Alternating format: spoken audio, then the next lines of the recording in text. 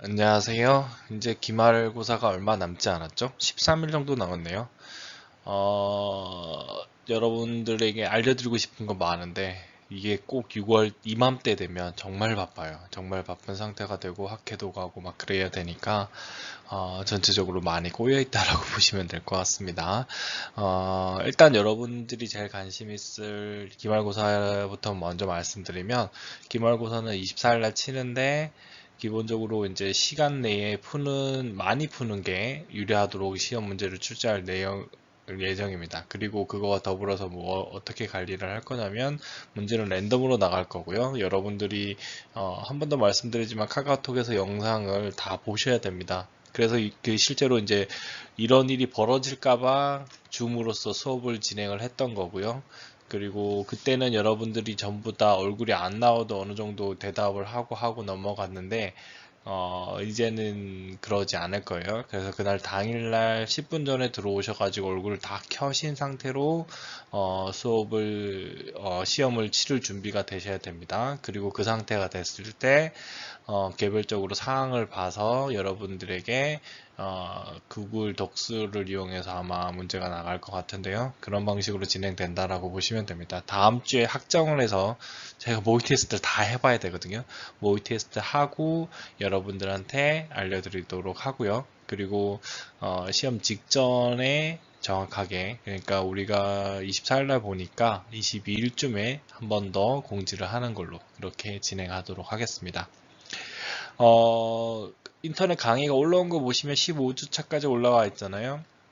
15주차에 이제 강의를 하나씩 실을 건데 15주차 강의는 여러분들이 이제 첫 번째 강의만 필수고요. 그 다음 강의는 필수로 안 하고 풀어놓을 겁니다. 들으셔도 되고 안 들으셔도 되는데 두 번째 강의는 지난번에 말씀드렸다시피 재무와 관련된 내용들을 충분히 다 알아서 어떤 방식으로 투자를 해야 되고 여러분의 투자 상영 설문지는 어떤 방식으로 해서 저한테 메일을 보내야 되는지를 알려드리도록 하겠습니다.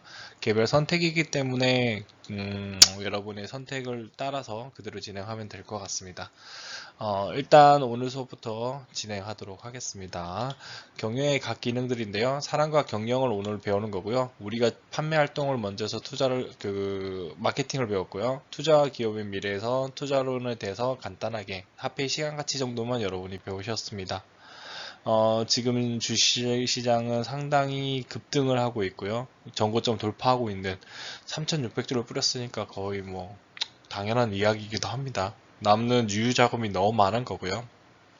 그러면 자연스럽게 화폐의 가치가 떨어지면서 주가가 많이 부양되는 그런 현상이 일어납니다. 많은 사람들이 너나 할 것 없이 여유자금을 주식시장에다 투자를 하게 되는 이유가 기본적으로 돈의 가치가 떨어지기 때문에 은행에다가 돈을 맡기면 돈의 가치가 떨어지기 때문에 투자를 하는 현상들이 나타납니다. 기회가 되면 15주차의 두 번째 강의를 올릴 때 한 번 더 자세하게 말씀드리도록 하겠습니다.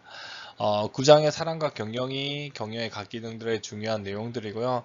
이 사람과 경영과 관련되는 내용들이 인사 파트라고 보시면 되고요. 12장이 생산관리입니다.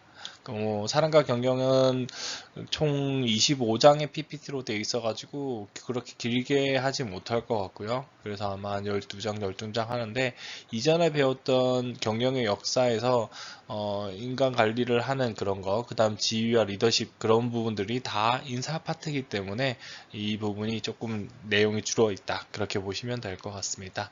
이제 하나씩 살펴볼게요. 이제 사람과 경영이죠. 오늘은 일과 사람에 대해서 배울 겁니다. 경영의 인적 자원이고요. 그 다음에 사람을 관리하는 주요 활동들이 뭐가 있는지는 다음 시간에 배워서 2시간에 대해서 끝난다라고 보시면 됩니다.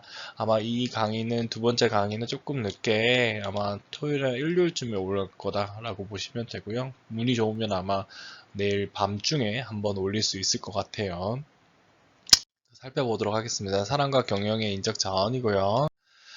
인적 자원 관리는 휴먼 리소스라고 해서 어, H라고 좀 많이 씁니다. 그래서 HRM이라고도 하고요. 그 다음에 중요한 거는 이 부서를 얘기를 할 때 CHO 할 때 여러 가지 헬스도 되기도 하고 휴먼도 되기도 합니다. 그래서 사람을 관리하는 자원은 정말 중요한 부분 중에 하나이기 때문에 인적 자원 관리라고 해서 인적 자원 관리를 여러분이 이제 2학년 올라가시면 배우실 겁니다. 경영학을 부전공을 하거나 경영학 전공자시라고 하면요. 일단 정의는 인적 자원을 확보하고 개발하고 활용하고 보상하고 유지하는 관련의 활동입니다. 그러니까 확보를 하고 유지하는 이게 메인이고 활용은 그거의 적재적소에 되는 건데 이건 인사카드에서 기계적으로 들어가기보다는 어느 수준 팀장 이상 넘어가 버리면 전체적인 그룹 안에서 핵심 수뇌부들은 그 내용을 다 알고 있다라고 보시면 됩니다. 일단 하나씩 볼게요. 학보는 뭐냐면 신입사원 선발이겠죠. 그리고 유지를 하는 거는 인재를 유출하지 않게끔 봉급을 많이 주고 진급을 시켜주는 겁니다. 이게 보상과 연결되는 거고 그 다음에 이 인재를 개발시키면서 팀원이 대리가 되고 계장이 되고 가장이 되고 그 다음에 팀장까지 올라가고 부장이 되는 그런 과정들이 여기에 해당된다라고 보시면 됩니다. 일단은 특성은 목표를 세우는 것도 사람이고요. 물적 자원을 조달하는 것도 사람입니다. 그 다음에 전략을 세우고 정보를 관리하는 것도 사람이고 관리의 주체 대상도 사람입니다. 지금 AI가 나오고 빅데이터가 나오면서 대체가 제일 되는 게 뭘까요? 기본적으로 이제 관리의 주체의 대상이 사람이라고 했지만 물적 자원을 조달하고 운영한다는 것, 조달에서의 기계적인 게 어느 정도 들어가면서 사람들이 많이 할 필요가 없어지고요. 그 조달할 때 들어가는 사람들까지도 비용이 이제 줄어드는 거죠. 왜냐하면 자율주행차 나오면 차가 알아서 물건을 받으러 가고 물건을 싣는 것조차도 알아서 싣는 그런 체계가 될 가능성이 상당히 높습니다. 그 시스템은 아마존에서 자율주행 시스템을 보시면 충분히 가능한데 여러분들하고 아쉬운 게 뭐냐면 그런 영상 자료들을 충분히 보면서 이 내용들을 가르쳐 드리면 훨씬 편한데 여러분들한테 그거를 하지 못해서 좀 아쉬워요. 그래서 여러분들이 유튜브에서 한번 살펴보시면 아마존의 자율 배송 시스템이나 그런 것들을 한번 검색해 보시면은 그 아마존에서 그 로봇이 있어요. 로봇이 그냥 상자에다 알아서 담아서 제일 마지막에 사람한테 전달하는 것까지 로봇이 다 합니다. 그러면서 사람이 할 일들을 빼들어 가고 있다. 그렇게 보시면 되고요. 기본소득 제도는 기본적으로는 동의를 하는데 너무 가대하게 나가는 건 별로 추천하진 않고요. 기본소득이 많아지면 많아질수록 사람이 자유로워지기보다는 어느 정도 나태해지는 그런 현상도 일어나기 때문에 적절 조율하는 게 필요한데 그 조율이 사람마다 틀려요. 그래서 딱 맞는 게 없기 때문에 저는 개인적으로 한계 생활을 하는 사람들이 한계 생활을 하지 않게끔 하는 게 정말 중요하다고 생각을 합니다. 그러니까 월 10만 원이나 20만 원이 더 있으면은 생활하는데 지장이 없는 사람들이 되는 사람들이 있어요. 그런 사람들을 지원하는 게 조금 더 낫다라고 보고요. 기본소득 이야기를 하는 측면에서 이런 게 꼭 나쁘지만 않다는 측면을 다시 또 하나 얘기하면 또 하나는 뭐냐면 여러분들이 많은 사람들이 쓰는 물건에 대한 가치를 높여주게 됩니다. 이렇게 되면. 무슨 말이냐면 여러분들이 지금 많은 사람들이 먹고 싶었던 음식의 가치가 높아지고 있죠. 재난 기본소득 나오고 난 다음에요. 그게 뭔가요? 소고기입니다. 소고기의 값이 계속 급등하고 있는 이유가 특히 소고기의 특수부의 가격이 급등하고 있는 이유가 많은 사람들이 그 특수부의 맛을 알고 비용이 있어야만 그 제품을 먹는 거죠. 그래서 가치가 높아지고 있는 겁니다. 이렇듯 그러니까 기본소득이 어느 정도 지원이 되면은 사람들이 사고 싶은 물건을 사게 됩니다. 그게 혁신의 시발점이죠. 근데 문제는 뭐냐면 이게 그냥 일상화가 돼버리면 다시 사람들은 쪼다는 거죠. 그러니까 전략을 하는 체계로 바뀌는 겁니다.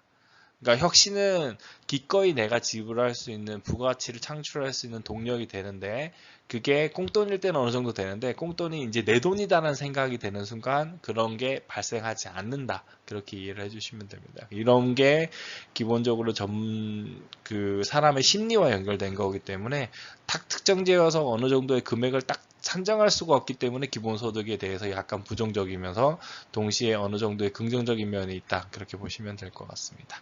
자, 일단은 이게 물적 자원 인적 조달을 하면서 기본적인 요즘의 이슈를 한 번 더 건드리고 넘어갔다. 그렇게 보시면 되고요. 체계를 살펴볼게요. 일단은 학보 관리입니다. 어떻게 우수한 사원을 선발할 것인가?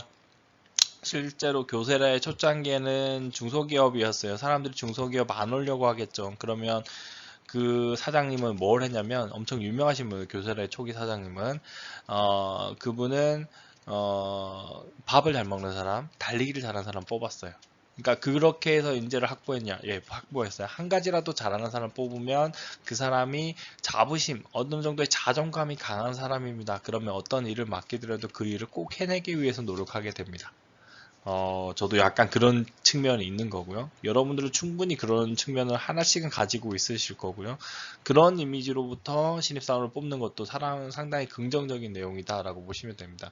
저는 개인적으로 여러분 세대는 어느 정도 믿는데 그냥 이제 오히려 뽑으면 안 되는 사람을 회피하는 그런 게 더 중요하지 않나 그렇게 생각을 합니다. 일단 그 정도까지 말씀드리고요. 그 다음에 개발 관리입니다. 종업원의 잠재 능력을 어떻게 개발해서 최대한 발휘할 수 있도록 하느냐. 그러니까 실제적으로 종업원이 처음에 들어왔을 때 국영수를 배운다고 해서 그 다음에 그 뭐 공무원 시험을 잘 본다고 해서 일을 잘하는 건 아닙니다. 그럼 어떻게 하면 서비스 정신을 투철하게 가지면서 일을 잘할 수 있는지를 키워야 되겠죠. 그런 부분들이 개발 관리와 연결되는 겁니다. 그 다음에 보상 관리입니다.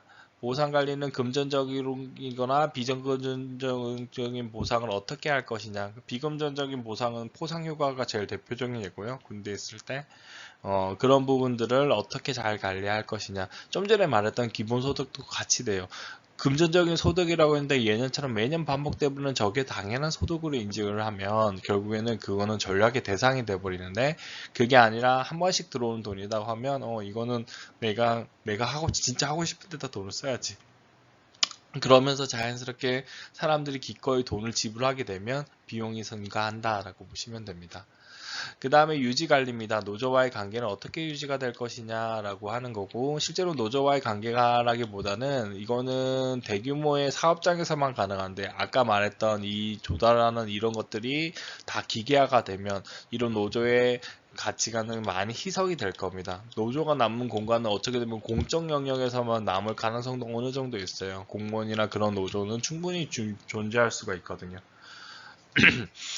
다시 한 번 더 말씀드리면 노조와의 관계도 중요하지만 실제적으로는 에이스들을 어떻게 관리하느냐가 중요합니다. 기업의 모든 핵심적인 내용을 아는 사람들이 유출되지 않도록 키워가는 그 과정, 그것도 유지관리의 핵심적인 요소다. 기업에서는 특히나 중요한 요소다. 그렇게 이해해 주시면 될 것 같습니다. 자, 인적 자원 관리의 책입니다. 아까 말했던 네 가지가 여기 있죠. 그래서 직무에 대한 분석과 인간에 대한 분석을 통해서 배치를 하는 거고요. 어떤 사람은 인사로 가시고요. 어떤 사람은 이제 그 사람들하고 일하는 관계, 어떤 사람은 교육팀장으로 가세요라고 할 수 있는 거죠. 그래서 최종적으로는 그 직무와 인간이 통합이 이루어져서, 그러니까 직무인지 인간인지 내가 일을 하는 건지 그 직위가 일을 하는 건지가 모르는 상태가 되면서 진정한 통합이 되고 목표가 달성하게 된다. 그렇게 보시면 됩니다. 이 정도까지 보고요. 그 다음에 직무 분석의 의의입니다. 안에 있는 직무 분석을 해야만 이게 적절하게 딱 맞는 사람이 되는 그 사람한테 배치가 되는 거거든요. 그래서 특정 직무나 특성이나 내용, 그 다음에 직무를 수행하는 데 필요한 지식이나 능력, 숙련도와 같은 직무상의 모든 요소를 체계적으로 결정하는 과정입니다. 일단 조직화와 인적 자원 관리에서 이 직무에 대해서 얘기하는데 조직화에서는 직무를 파악하고 인적 측면의 조직화를 해서 사람을 배치하고 자원을 배분을 하는데 직무는 직무 조사를 통해서 직무를 어떤 일을 하는지 정확하게 하고 직무를 평가를 해서 잘하는지 못하는지까지도 확인을 하는 겁니다. 그 다음에 사람이랑 이제 비교를 하는 겁니다. 사람은 일단은 인사 조사를 해서 인사 결과와 인사 기록이 나오겠죠. 그리고 직무를 잘했니 안 했는지 다 나옵니다. 그리고 기본적으로 이제 능력이랑 비교를 하게 되는데 사람의 능력이랑 직무가 필요한 요건이랑 비교를 해서 같으면 적재적소가 되는데 요건이 높은 데는 능력이 낮으면 교육훈련을 통해서 개선을 해야 일을 되는 거고요. 반대로 되면은 능력이 너무 뛰어나면 승진 이동 등을 하거나 다른 요건보다 더 높은 일들을 하게끔 만들어야 된다. 그 내용을 이렇게 표로 만들어놨다. 이렇게 보시면 됩니다.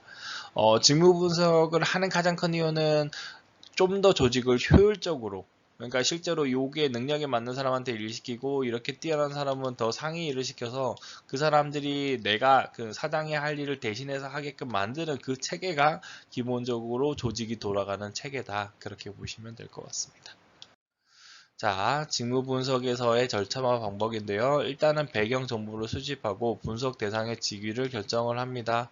그 다음에 직무 정보를 수집을 하고 직무 정보를 분석을 하고 직무 기술서를 작성하고 직무 명세서를 작성하는데 이 단계를 그나마 거치는 데는 중견기업 이상입니다. 중소기업 같은 경우에는 제대로 안 거쳐지고 그냥 의뢰하던 명세서로 움직이는 경우가 많아요. 이거가 있다고 하면 그나마 체계적으로 돌아가는 기업이다. 직무기술사가 있었고 자기가 맡은 일을 딱 하게끔만 딱 유도를 하는 것 자체가 기업의 성장과 동시에 그 상대방의 일자리도 확보하는 그런 전략이 될 수 있다. 그렇게 보시면 될 것 같습니다.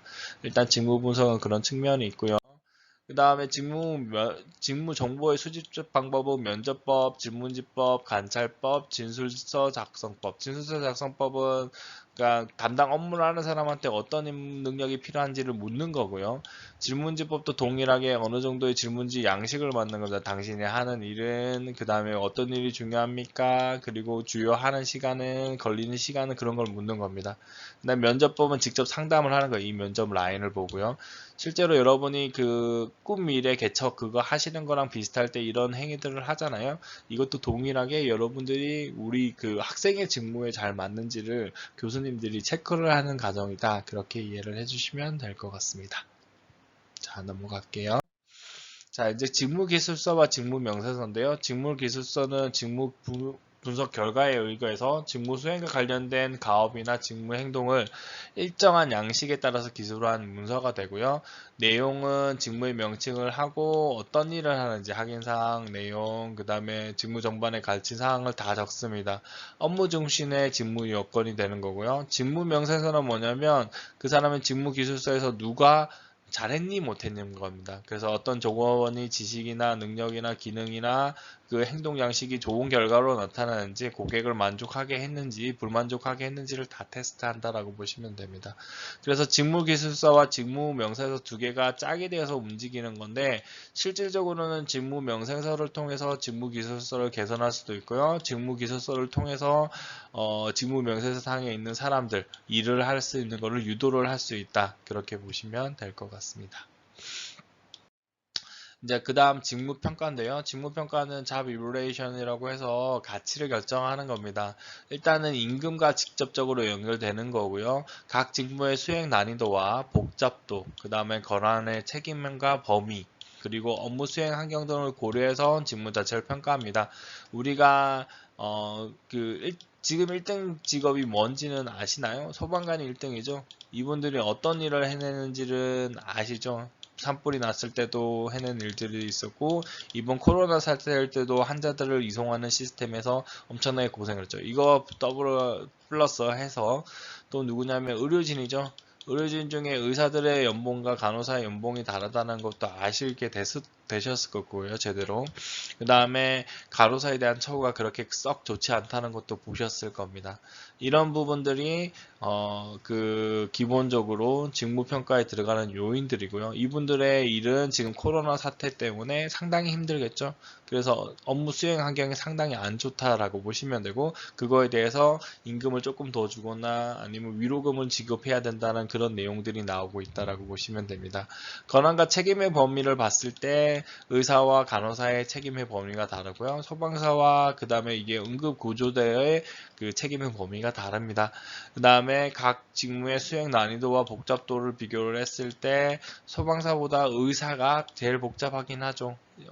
약의 성분을 어느 정도 줄지, 그 다음에 이 사람을 중증 환자인지 아닌지를 판단하는 기준은 의사들이 의학적 자료를 토대로 해서 프로토콜을 해서 만들어 놨습니다. 최근에 나온 거 보면 미국에 있는 의사진들이 이제 연구를 했는데 실질적으로 이제 당뇨병이 있고 그 다음에 다른 뭐 폐기능이나 그 질환이 있고 그 다음에 온도가 47.5가 넘고 그런 한 3, 4가지가 있는 환자는 중증으로 넘어간다라는 게 나옵니다. 아, 그리고 있네요. 고령일 때. 그러니까 이런 부분들을 다 판단할 수 있는 건 의사들이 계속적인 학술 활동을 통해서 그 정보를 얻었기 때문에 여러분이 환자로 갔을 때 진료가 가능하다라고 보시면 됩니다. 그래서 그거에 대한 대가로서 거의 연봉이 제가 알기로는 약 1억 정도 넘죠. 연봉이니까 1억 정도 넘는다라고 보시면 될 것 같습니다. 기본적으로 여기는 정부 비교를 했는데 업무에 전문적인 노하우가 제일 필요한 게 재경부, 그 다음 산자부 개별적으로 나고 나머지는 그렇진 않죠. 직무의 난이도 평균으로 갔을 때 여기랑 거의 비슷하게 가고요. 실제로 뽑을 때 여기 밑에는 다 동일하게 뽑는데 행정기술을 그냥 통과하거든요. 교육행정이 있긴 하지만 재정부는 따로 뽑고 점수도 높아요. 실제로 뽑는 건. 일단 그 정도까지 말씀드리고 이거랑 직무평가랑 연결되는 내용이고 그렇게 뭐 크리티컬한 내용은 아닙니다. 최근에서도 이거는 시험 치고 합격하고 나면 거의 쳐다도 보지 않는 내용들이 될 수 있다라고 보시면 되고 어느 정도의 그러니까 직무의 능력에 따라서 임금의 정도가 달라질 수 있다는 것을 합리적으로 얘기해주는 파트이기도 하다. 이렇게 보시면 됩니다. 자, 오늘 마지막인데요. 인사고과입니다. 인사고들은 메리트 레이팅이라고 해서 이거는 이제 장점이죠. 그러니까 장점을 체크를 해 놓는 거고요. 업무 수행 능력이나 근무 성적, 자격, 태도를 평가하는 거고요. 인적 자원의 적정 배치와 능력 개발, 공정한 처우들을 목적으로 실시를 합니다. 직무 분석의 관계는 나중에 한번 더 보도록 하고요. 인사고과의 방법은 서열법이나 기록법이 있는데 전통적으로 나이 많은 사람을 돈을 많이 주는 거고요. 우리나라도 실제로 공무원 쪽에서는 이게 연차가 많은 사람한테 임금이 조금 더 높아진다. 그렇게 보시면 되고, 물론 은퇴를 하게 되면 이게 이제 거의 이제 연금 제도로 넘어갔고, 저는 개인적으로 기본소득제를 작년까지만 해도 많이 찬성을 했는데 이번 재난지원금 나오고 난 다음에 또 한 가지가 생각을 해서 사고의 폭이 조금 넓어졌을 수도 있어요. 그때는 생각도 못 했는데 연금 제도가 있는 것 자체가 기본소득제에 어느 정도를 막아주고 있구나 그렇게 생각을 합니다. 그래서 그런 의미로 투자자로서 얘기를 해드리면 국민연금 무조건 풀로 들으시는 게 낫습니다. 강남에 계신 분들은 국민연금부터 풀로 든다고 합니다. 실제로. 왜냐면 개의 수익이 무조건 은행보다 어느 정도 이상이기 때문에 긍정적인 결과를 가져올 수 있습니다. 그리고 국가에서 보조해주는 것도 있기 때문에 꼭 들으시는 게 낫고요. 이거 일단은 생각이 나서 말씀드리고 그 다음에 근대적인 방법은 중요사건 서술법, 자기신고법, 평가법이 있는데 중요사건 서술법은 전쟁이 났을 때 농공행상하는 거 있죠. 그런 것들이 여기에 해당되는 겁니다. 근대적인 방법이기도 하지만 작은 벤처기업에서는 중요한 이슈로 터지는 거고요. 이 전통적 방법은 일단 대규모 100명 이상의 사업장에서 주로 이루어진다라고 보시면 되고요. 아닐 경우에는 밑에 있는 방식으로 많이 이루어진다라고 보면 됩니다. 인사고과 시 주의할 점은 주관적 판단의 개입 가능성을 차단하기 위해서 노력을 해야 되지만 작은 중소기업 10명 이내의 기업일 때는 오히려 그런 것들을 그러니까 CEO가 공정한 판단을 한다는 기준 하에서 가면 그렇게 차이가 나지는 않습니다. 학연, 지연, 혈연 등은 어느 정도 배척을 하는 게 필요하지만 기업을 진짜 내 기업처럼 운영하려면 혈연을 어느 정도 운영을 할 필요는 있는 거고요. 물론 이제 10길 물속은 알아도 한 길 사람 속은 모르잖아요. 그러니까 그런 부분들도 고려는 해야 됩니다. 그런 경우도 있어요. 아는 사람하고 사업 안 하는 사람들도 있습니다. 왜냐면 이거를 인서고과를 객관적으로 평가하지 못하기 때문에 실패하는 경우가 있고요. 그냥 돈을 준다고 합니다. 잘 되는 사람일수록. 일단 그렇게 말씀드릴 수 있을 것 같습니다. 일단은 경영의 인적 자원에 대해서 간단히 살펴본 거고요. 실제로 여러분을 다시 한 번 더 말씀드리면 지휘와 리더십 같은 걸 배우셨잖아요. 그때 인사 파트를 배우셨기 때문에 오늘 내용들이 전반적으로 좀 작고 재미없는 내용들만 다뤄진다. 그렇게 보시면 될 것 같습니다. 오늘 수업은 여기까지 하고요. 다음 강의는 아마 이번 주 주말이 지나고 나면 여러분들하고 아마 강의를 다음 주 한 중간 정도까지 강의를 최대한 다 올릴 예정이거든요. 그렇게 이해해 주시면 되고요. 약간 늦더라도 양해해 주시기 바랍니다. 수업 들어주셔서 감사합니다. 이상입니다.